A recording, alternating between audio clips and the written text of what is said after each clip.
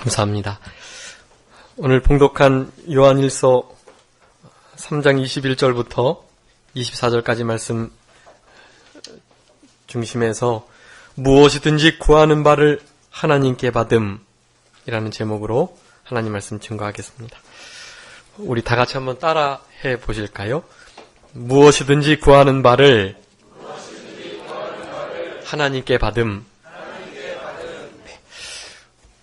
이 요한일서 3장의 특별히 이 제목의 이 말씀은 흔히들 마치 요술램프를 가지고 소원을 성취시키는 그러한 말씀으로 오해를 하는 경향들이 많이 있는데, 사실은 이 말씀은 우리가 구하는 모든 그것이 무엇이든지 그 구하는 모든 것을 하나님께서 다 무조건 주시겠다라고 하시는 말씀이 아닙니다. 우리는 그것을 분명히 깨달으셔야 합니다. 성경에서는 그렇게 생각할 만한 여러 성경 구절들이 있거든요. 근데 그 모든 구절들 다 마찬가지입니다.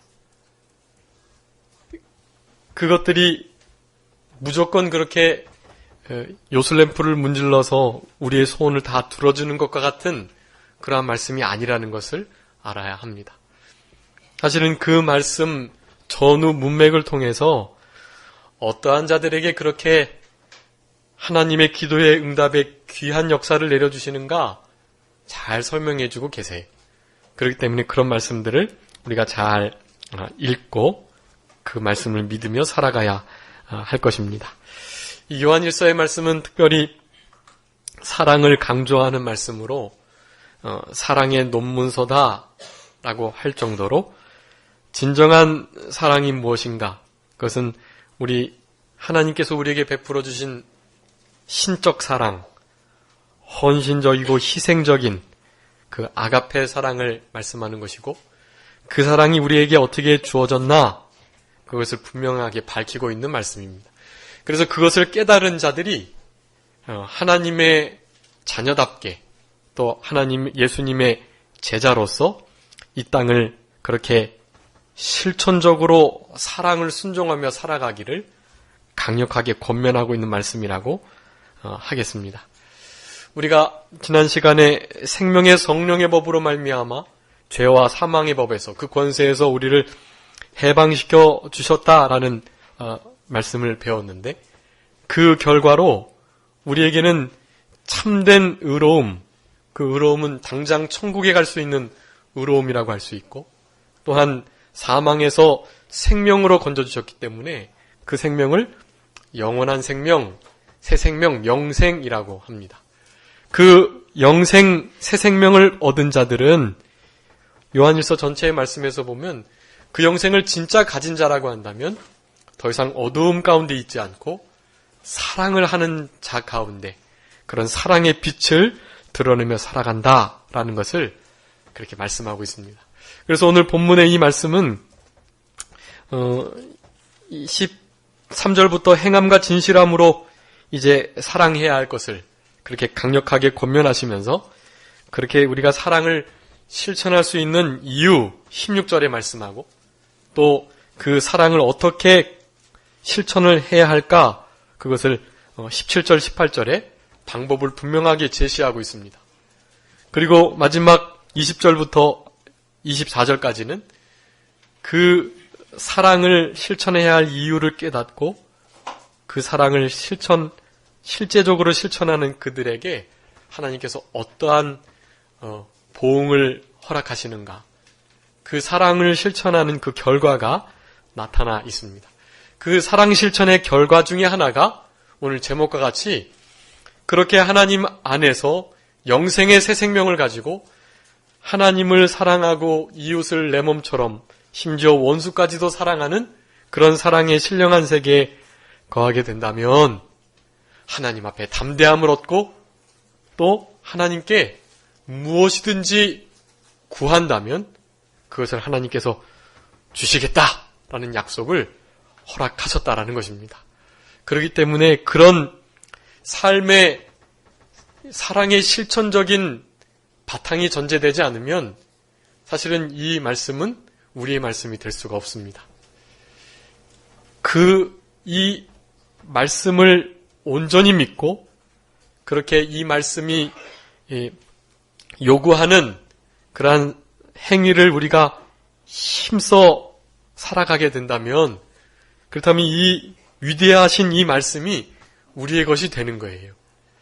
그리고 정말로 내가 하나님 앞에 그 무엇을 생각하고 그 무엇을 원하든 그것을 하나님께서는 반드시 허락해 주신다 라는 굳건한 믿음으로 살아갈 수가 있는 것입니다. 이런 기도의 특권과 응답의 축복을 늘 받으시면서 살아가는 우리들이 되셨으면 좋겠고, 특별히 그 어느 때보다 지금 기도가 필요한 때입니다. 기도를 드리셔야 해요. 우리의 삶이 바탕이 된 사랑과 성령의 충만한 역사가 있는 우리의 생활 가운데 나타나는 기도 생활, 그것으로 말미암는 결과들이 우리의 생활 가운데 늘 있으셔야 하는 것입니다. 그런 복된 신앙생활을 어려운 이때에, 말세지 말에, 우리 예수님이 재림이 가까우신 이때에 그렇게 하나님 앞에 무엇이든지 구하는 바를 하나님 앞에 받는 그러한 멋진 신앙생활을 하시는 우리 성도님들이 다 되셨으면 좋겠습니다. 무엇을 구하느냐가 중요합니다. 근데 오늘 본문에서는 그것을 말씀하고 계시지 않아요. 또 어떻게 그것을 구할 것인가가 또 중요해요. 그것을 무슨 동기로 왜 구하는지가 또 중요합니다. 근데 그런 것을 다 뒤로 하고 오늘 본문에서는 어떠한 삶이, 어떠한 생활을 해야만 응답을 받는가, 그것을 분명히 우리에게 교훈하고 계시다는 것, 크게 한 세 가지로 살펴볼 수가 있겠는데, 첫 번째는 21절에 있는 것처럼 우리 마음이 우리를 책망할 것이 없어야 한다라는 것입니다. 그것이 하나님께 무엇이든지 구할 때 그 구하는 것을 받는 가장 기본적인 조건이 되는 거예요. 나도 나를 책망할 것이 없는 상태가 적어도 되어야, 그래야 그런 일들이 있을 수 있다. 두 번째는 22절에 있는 것처럼 그분의 계명, 하나님의 말씀을 잘 지켜야 한다라는 것입니다. 그리고 마지막 세 번째로는 더 나아가서 계명을 지켜 순종하는 것뿐만 아니라 그분 앞에서 기뻐하시는 일을 행해야 한다라는 것. 이 세 가지를, 이러한 삶을 살아갈 때, 그럴 때 무엇이든지 구하는 바를 하나님께서 허락해 주신다라는 것, 그것을 늘 기억하면서 살아가셔야 되겠습니다. 우리가 구해도 받지 못할 때가 있어요. 그것은 왜 주시지 않는다 그랬죠? 잘 구했는데. 정욕으로 쓰려고 잘못 구할 때 그거 하나님이 안 주세요. 그리고 어떤 때는 그런 삶이 바탕이 된 기도를 드렸어요. 그런데도 기도의 응답이 없을 때가 있습니다. 왜 그럴까요? 그런 것은 하나님께서 더 좋은 것 주시려고, 내 기도의 응답의 그 복이 사실은 하나님께서 주시고자 하는 것보다 훨씬 미치지 못하거든요.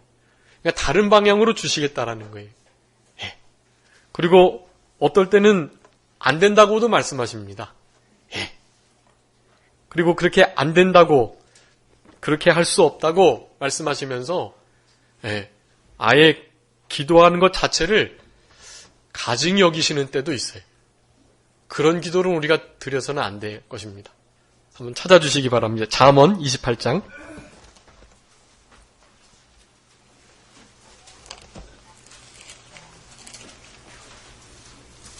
잠언 28장 9절 말씀.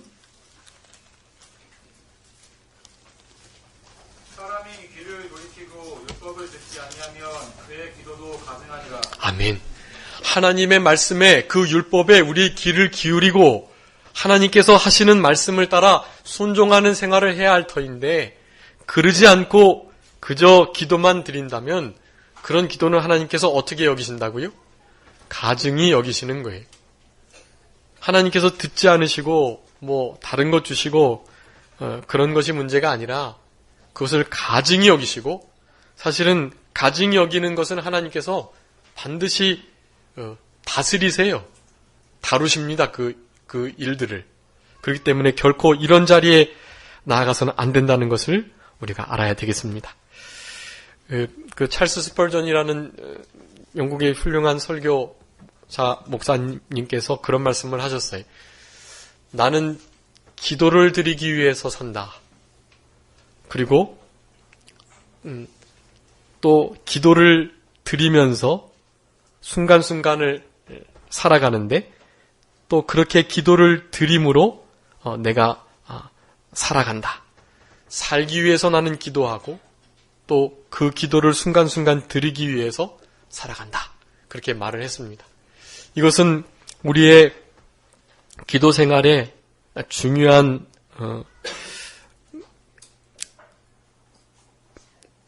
중요한 말씀을 우리들에게 분명하게 제시해주고 계시는데요. 우리의 생활 가운데 기도가 얼마나 중요한지를 신앙의 많은 선진들은 심지어 우리 예수님께서도 신앙의 본을 보이시면서 우리에게 분명히 가르쳐 주셨어요.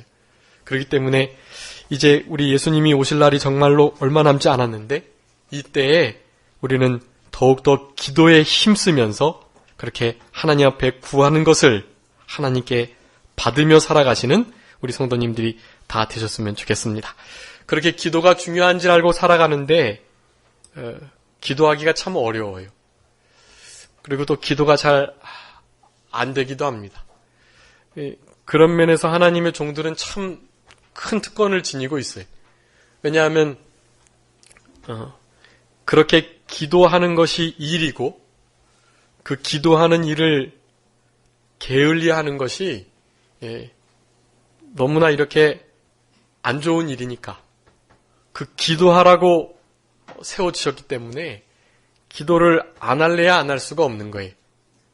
그리고 기도를 하면 기도를 하는 시간을 드리면 하나님과 또 성도들이 기뻐하고 그렇게 기도를 드릴 때 하나님의 선하신 뜻이 이루어지는 그런 역사들을 보고 일반 성도들의 삶 가운데도 그런 일들이 있을 수 있지만 하나님의 종들에게는 그것이 정말로 일상이 되는 것, 그것이 참으로 귀한 특권이 아닐 수가 없는 것입니다.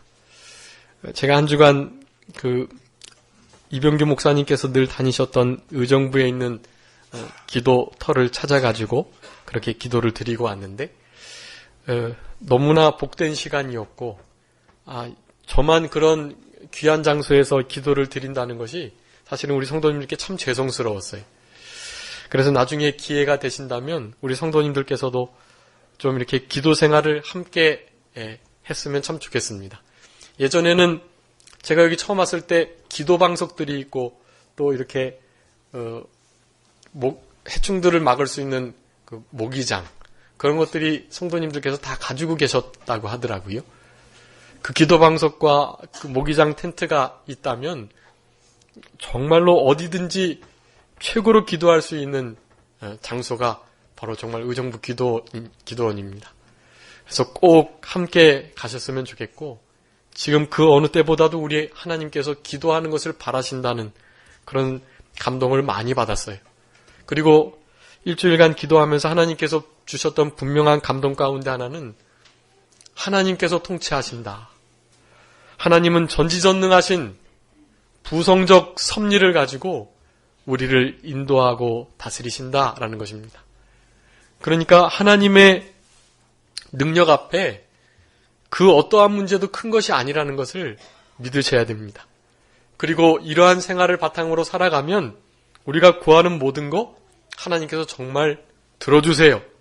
응답해 주시고 우리 하나님은 그런 능력이 있으신 분이시라는 것을 우리가 분명히 깨달아야 할 것입니다.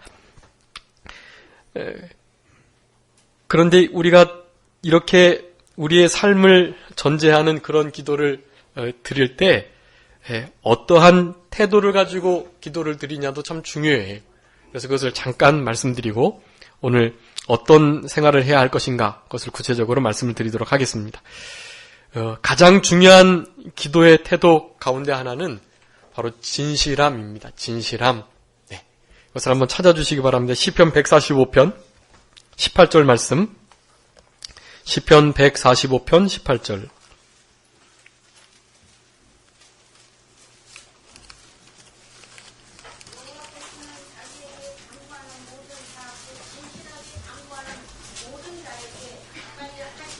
아멘. 진실하게 간구하는 자에게 우리 하나님께서는 가까이 해주시고, 그리고 우리가 기도하는 그것들을 들어 응답해 주시는 복을 또한 내려주신다라는 말씀입니다. 그래서 우리 성도님들 기도하실 때 진실하게 기도하시는 것이 참 중요해요. 근데 그 진실이라는 단어에는 그 단어 자체에 크게 한 4가지 뜻이 이미 다 들어있어요. 첫 번째는 전심을 한다라는 뜻입니다. 전심.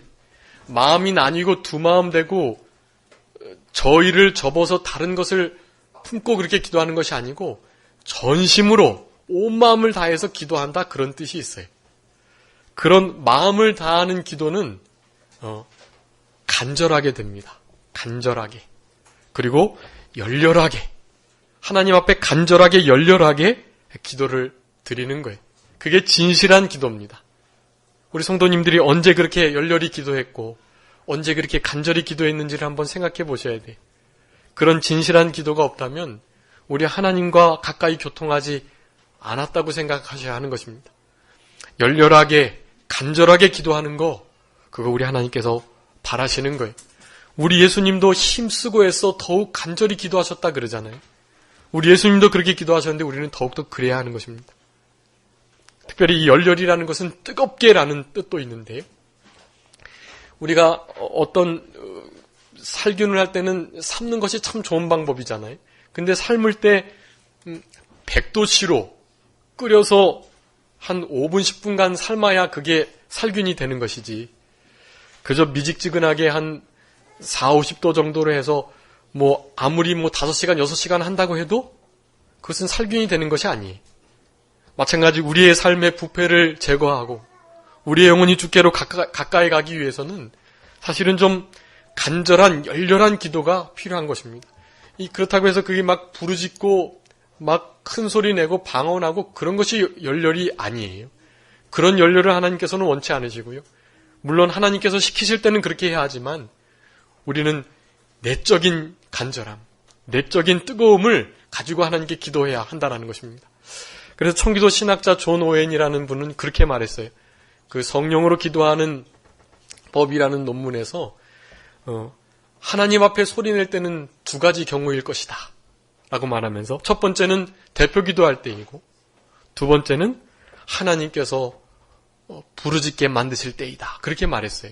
그러니까 그 2가지 이외에는 사실은 한쪽에서 소리 없이 가만히 기도한다 할지라도 그 마음이 전심되고 진실하면 사실은 방언으로 떠들고 기도하는 사람들에게 보여지는 그런 것보다는 하나님께 관심을 가지고 하나님이 무엇을 원하시는지를 마음 쓰면서 하는 그 기도, 사실은 그 기도가 열렬한 기도라고 할 수가 있어요.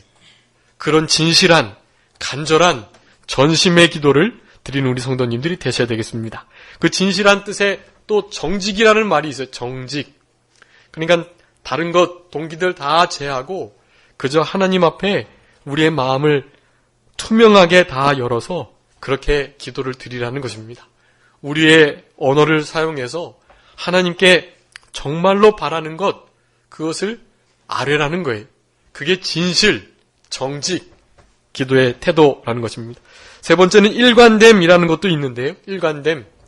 지속적으로 그 일들을 잘 하면서 그렇게 하나님 앞에 중언부언하지 않고 우리의 소원을 그렇게 일관되게 말씀드리는 거예요. 그런 것이 이 진실이라는 단어에 들어있습니다. 마지막으로는 가장 중요한 뜻인데 그 진실에는 진리라는 것이 있어요. 진리. 그래서 진리의 말씀을 가지고, 그러니까 내 뜻, 내 마음, 내가 원하는 것을 기도하는 것이 아니라 사실은 하나님의 약속의 말씀에 기록된 진리를 가지고 하나님 앞에 기도하는 자, 그게 진실이 기도하는 자다라고 할 수가 있겠습니다. 그런 기도를 가지고 하나님 앞에 구하면 우리 하나님께서 반드시 들어주신다는 것, 그것을 우리가 분명히 깨달으셔야 되겠고, 그런 진실한 기도를 놓치고 살아가게 되면 결국에는 그저 적당하게 신앙생활할 수밖에 없는 것입니다. 적당하게. 근데 적당하게 신앙생활하면 적당한 크리스찬이 되는 게 아니에요. 사실은 우리가 경계해야 할 신앙의 불신앙적 요소 가운데 이 적당이라는 거 있습니다. 예수님도 그렇고 사도 바울도 그렇고 사실은 복음에 미쳐야 하는 거예요.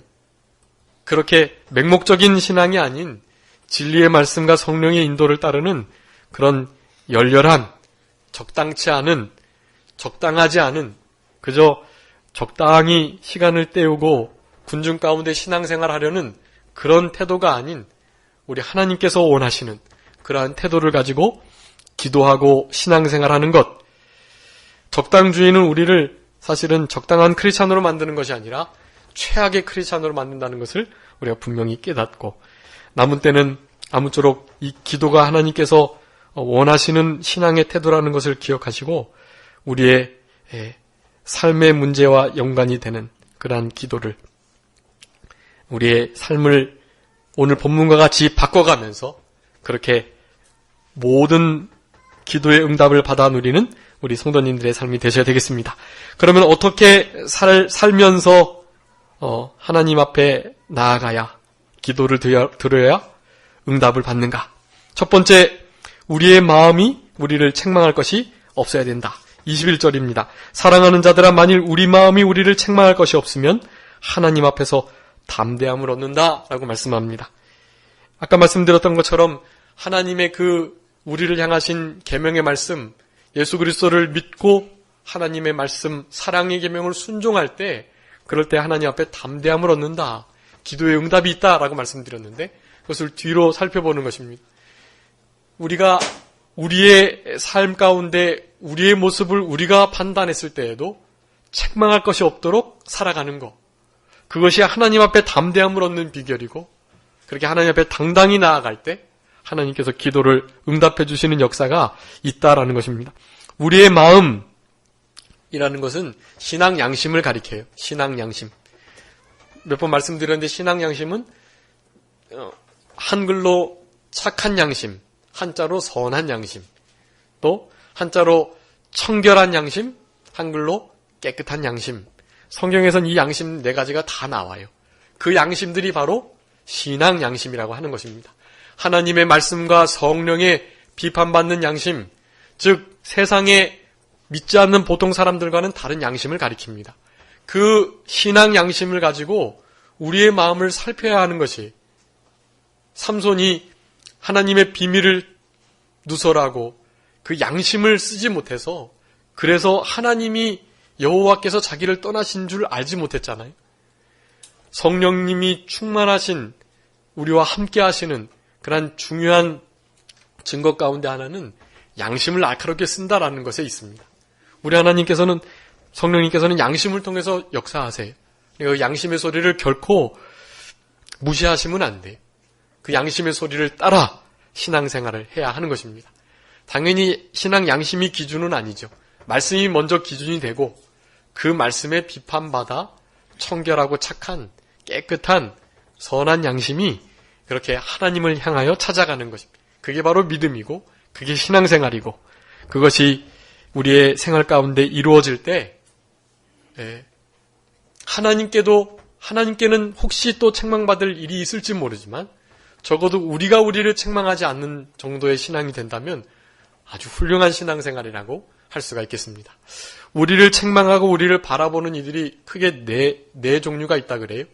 첫 번째는 일반 다른 사람들입니다. 사람들의 눈의 기준이 사실은 제일 낮은 거예요. 적어도 사람들의 눈에는 옳지 않는, 경건치 않는, 또 선하지 않은 이런 모습을 보여서는 절대로 안 돼. 다른 사람들이 볼 때에는 적어도 과연 크리스찬답구나 라는 생활을 하셔야 하는 것입니다. 그런데 그것을 못하는 크리스찬들이 많은 것 같아요. 그래서 사람들에게 사회에 지탄을 받는 일들이 많은데 그런 일들은 우리가 우리의 신앙 양심을 바로 쓸 때 온전히 해결될 줄 믿습니다. 두 번째는 바로 자기 자신인 거예요. 신앙 양심. 사람들이 우리를 책망할 수 있는 눈을 가지고 있고 또 우리 신앙 양심이 우리 자신을 책망할 수 있는 그런 상태에 있는 것입니다. 그거보다 한 단계 더 높은 차원의 이 우리의 삶을 태도를 판단하는 눈은요, 바로 사탄의 눈입니다. 네. 마귀가 우리를 사실은 잘 살피고 있어요. 이 하나님의 자녀로서 또 예수님의 제자로서 살아가는가, 그것을 잘 보고 있다가 그렇지 못하게 살아가면 그냥 내버려두는 거예요. 그러다가 이 사람이 회개하고 기도하려고 하고 성경 읽고 하나님의 성전에 가려고 하고 믿음을 쓰려고 한다. 그럴 때에는 역사를 그때 하는 거예요.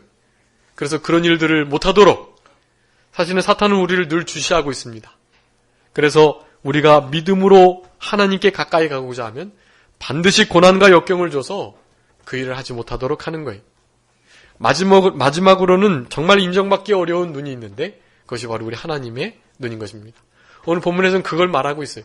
너희들 양심, 너희들 마음조차 책망할 것이 있다고 한다면 어떻게 하나님 앞에 당당히 나아갈 수가 있겠느냐? 그것을 말하는 거예요. 그렇지 않도록 신앙 양심을 잘 쓰면서 그렇게 하나님 앞에 당당히 나아갈 수 있는 신앙 상태를 유지할 때, 사실은 우리가 그렇게 유지하고 나아가도 감히 하나님 앞에 당당히 설 수는 없지요. 당연히 예수 그리스도의 피를 가지고 그 은혜의 긍휼의 보좌 앞에 나아가는 것입니다. 그렇게 나가더라도 우리의 양심이 우리를 책망할 것이 없다면, 그래, 그래도 이 정도는 믿음을 힘써 지키려고 노력했어. 하나님께서 아실 거야. 그런 마음을 가질 때 우리 가운데 실제적이고 인격적인 하나님 앞에서의 당당함이 생길 수 있다라는 것. 그렇게 다른 사람에게도 자기 자신에게도 사탄에게도 나중에는 하나님께도 책망받을 것이 없는 그런 생활을 이제 남은 때 힘써 살아가는 우리 성도님들이 되셔야 되겠습니다. 두 번째는 무엇이든지 구하는 바를 하나님께 받을 수 있는 우리 삶의 태도. 두 번째는 바로 그분의 계명을 지켜나가는 것이다 라고 말씀합니다. 22절에 무엇이든지 구하는 바를 그에게 받나니 이는 우리가 그의 계명들을 지키고 그 앞에서 기뻐하시는 것을 행함이라 라고 말씀합니다. 하나님의 계명, 그의 계명을 지키는 것, 그것이 하나님께 구하는 것을 온전히 받을 수 있는 그런 우리의 삶의 모습이라는 것을 아셔야겠습니다. 근데 그 계명은 우리 사도 바울이 성령의 감동으로 분명히 이렇게 말씀하고 있어요.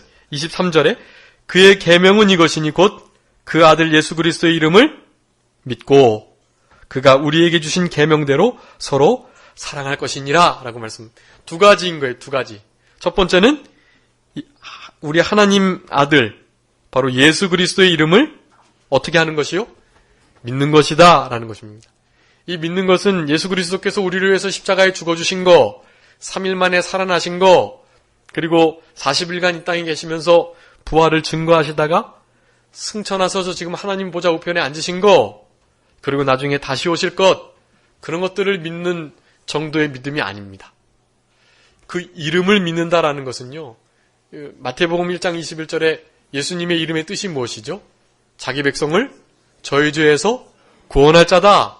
죄에서 사망에서 우리를 건지신 그 예수님, 그 예수라는 이름을 믿는다는 것, 기본적인 구원받는 믿음이 아니고 그 믿음을 포함한 사실은 의뢰와 신뢰에 관한 믿음이라는 것입니다.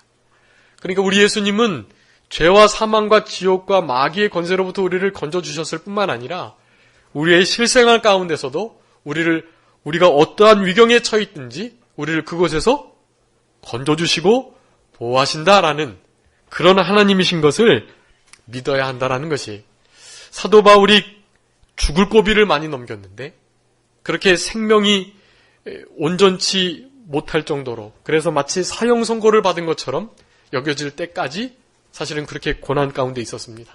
근데 왜 그렇게 하나님께서 하셨는지를 사도 바울이 깨닫고 이렇게 고백하고 있어요. 한번 읽어주시기 바랍니다. 고린도 후서 1장 9절 말씀.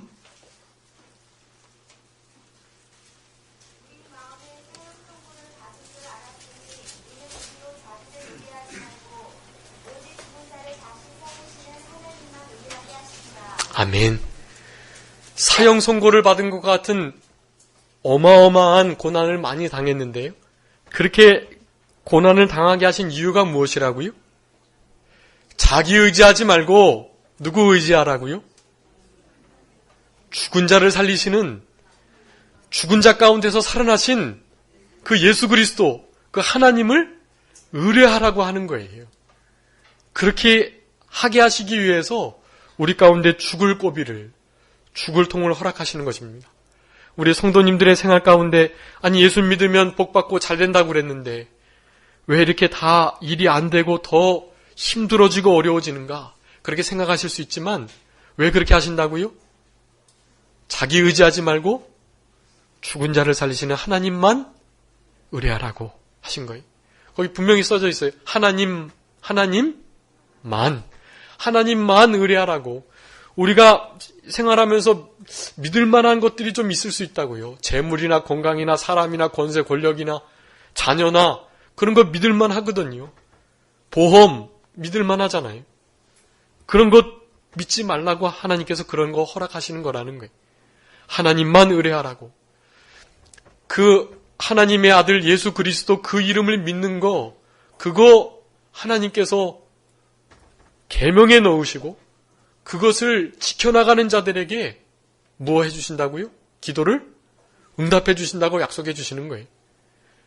우리를 죽을 고비에서 건지시는, 죽은 자를 살리시는 그 하나님만을 의뢰케 하시기 위하여 하나님께서 우리에게 고난 주시는 거. 그렇기 때문에 우리는 그 하나님과 예수 그리스도의 그 이름을 온전히 신뢰하고 믿고 따르는 그러한 그 계명을 지켜나가야 된다라는 것을 우리가 알아야 되겠습니다. 두 번째는 서로 어떻게 하라고요? 사랑하는 거, 그것이 바로 하나님의 계명이다라는 것입니다.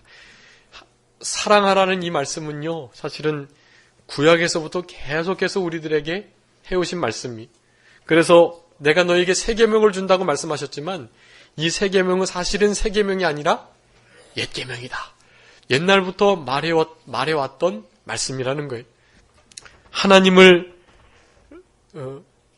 온 마음과 뜻과 정성과 힘을 다해서 그렇게 하나님을 최고로 전심으로 사랑하고, 그리고 내 이웃을 내 몸과 같이 사랑하는 거, 이 말씀이 사실은 성경 말씀 전체예요. 그리고 요한일서에서도 계속 말씀하는데, 보이지 않는 하나님 사랑한다고 하면서 보이는 사람 사랑하지 못하면 보이지 않는 하나님 사랑한다고 했던 그 말이 거짓말이라는 거예요. 그러니까 하나님을 사랑하는 중요한 증거는 보이는 사람을 제대로 사랑하는 거, 거기에 있는 것입니다. 그렇기 때문에 사람을 사랑하는 것이 우선인 거예요. 하나님을 사랑하지 못하면 보이지 않는 하나님을 절대로 사랑할 수가 없어요. 그러니까 보이는 사람을 사랑하는 것, 그것이 중요한 것입니다. 그것이 가능할 때 보이지 않는 하나님도 사랑할 수가 있는 것이라는 것입니다. 이 사랑하는 것이 참 그래서 어렵고 힘들어요.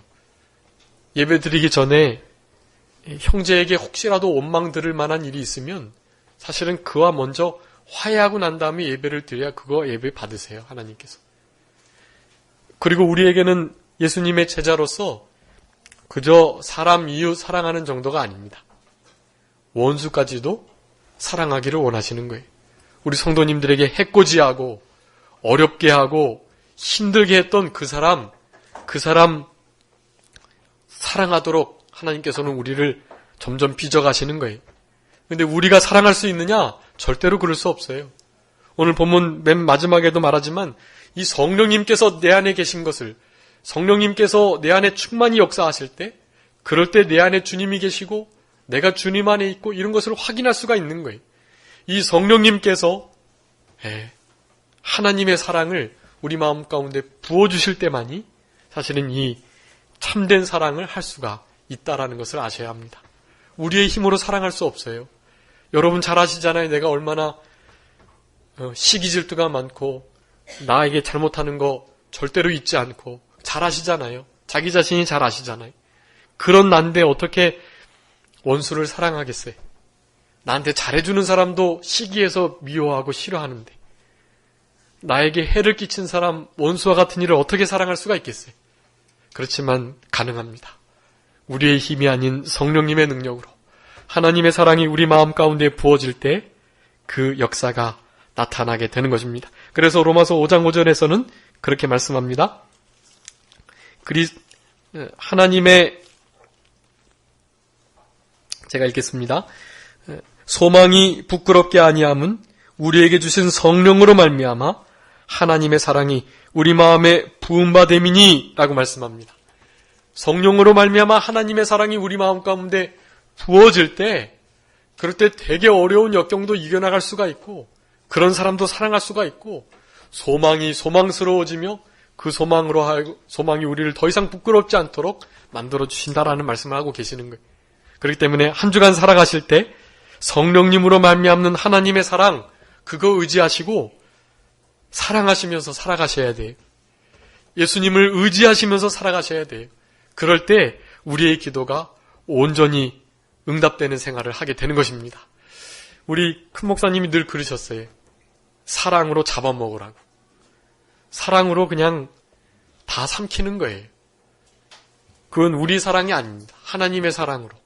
성령님께서 부어주시는 하나님의 사랑으로 그렇게 다 삼키는 거예요. 그러면 그 사랑 안에서 다 녹아지고 깨지고, 그래서 결국에 그 사람도 그 사랑에 감복하고, 그래서 결국에는 참된 하나님의 사람들이 되게 되는 것입니다. 그렇게 살아가시기를 원하셔야 합니다. 힘드시지만, 감정적으로 너무 어렵지만 그렇게 하셔야 돼. 그것을 하나님께서는 원하신다는 거. 글이 있을 때만이 우리가 무엇이든지 구하면 그것을 하나님께 받는 이 귀한 복된 역사가 있다라는 것이에요. 마지막으로는 그분의 계명, 예수님을 의지하고 서로 사랑하는 것뿐만 아니라 22절 하반절에 보면 그 앞에 기뻐하는 것을 행한다라고 말씀합니다. 그러니까 하나님이 뭐 기뻐하실까 하고 굳이 명령하신 계명이 아니지만 하나님이 기뻐하시는 일을 찾아서 행해 나가는 거예요. 그럴 때 하나님께서 우리의 기도를 들어 응답해 주신다라는 것입니다. 그런 복된 역사가 우리들에게 있으셨으면 좋겠는데, 하나님이 뭐 기뻐하시느냐가 중요하잖아요. 하나님께서 뭐 기뻐하실까요? 하나님께서는 회개하는 거 기뻐하세요. 회개하는 거. 또 뭐 기뻐하실까요? 그 누가복음 15장 7절에 하나님께서 잃었다가 다시 찾은 양을 비유하시면서 그렇게 돌아온 잃어버린 사람, 죄인 한 사람 회개하는 것이 하늘의 많은 하나님의 백성들이 하나님이 기뻐하신다고 말씀하고 있어요. 그러니까 우리는 회개하는 일, 그것이 하나님이 우리를 얼마나 기뻐하신다는 것을 우리가 깨달아야 되겠고, 또 믿음이 없이는 하나님을 기쁘시게 못한다 그랬죠. 그러니까 믿음이 있어야만 하나님을 기쁘시게 하는 거예요. 그 외에 하나님이 기뻐하시는 여러 가지 일들이 성경에 많이 기록되어 있습니다. 그런 것들을 찾으셔서요, 하나님이 기뻐하시는 일을 실질적으로 행해 나가셔야 돼요. 그렇게 되시면 뭐가 된다고요?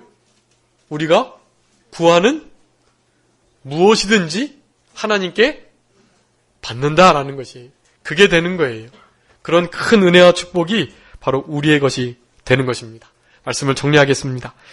무엇이든지 구하는 바를 하나님께 받는 신앙생활, 이것은 너무나 위대하고 복된 신앙생활이라고 할 수가 있습니다. 그런데 그것은 아무나 그렇게 해주시는 것이 아니에요.